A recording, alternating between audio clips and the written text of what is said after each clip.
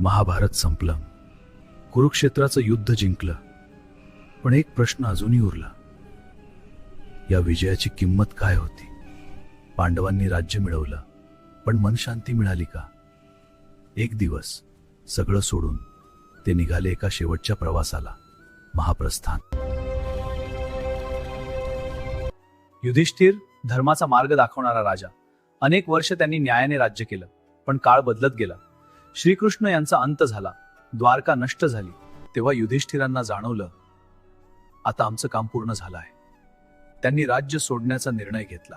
राज्य दिलं परीक्षिताला, आणि युधिष्ठिर, भीम, अर्जुन, नकुल, सहदेव आणि द्रौपदी निघाले हिमालयाकडे. त्या प्रत्येक पाऊल कठीण होतं, पण युधिष्ठिर शांतपणे चालत राहिले. त्यांच्या मागे एक कुत्रा देखील होता, जो शेवटपर्यंत त्यांच्यासोबत राहिला.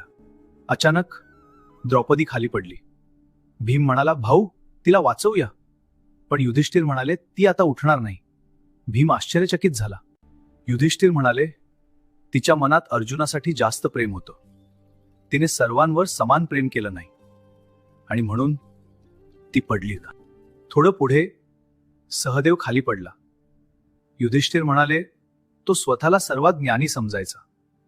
हा त्याचा अहंकार होता. आणखी पुढे नकुली पडला.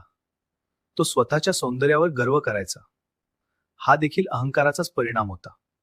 अर्जुन महान धनुर्धर, पण तोही पडला. युधिष्ठिर म्हणाले, त्याला स्वतःच्या शक्तीचा गर्व होता, आणि तो आपली वचने पूर्ण करू शकला नाही. शेवटी भीम, तो म्हणाला, भाऊ, मी का पडतोय? तुला खूप अहंकार होता, आणि तू अन्नावर नियंत्रण ठेवू शकला नाहीस. आणि भीमही खाली पडला. आता फक्त एकच उरला, युधिष्ठिर आणि तो कुत्रा. दोघे हिमालयाच्या शिखरावर पोहोचले. तेव्हा इंद्रदेव रथ घेऊन आले.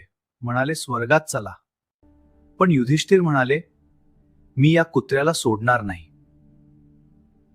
इंद्र म्हणाले, स्वर्गात कुत्र्याला जागा नाही. युधिष्ठिर म्हणाले, मी स्वर्ग सोडू शकतो, पण निष्ठा नाही. तेव्हा तो कुत्रा रूप बदलतो. तो हो धर्मदेव. युधिष्ठिरांनी पुन्हा एकदा धर्म जिंकला, आणि ते स्वर्गात गेले.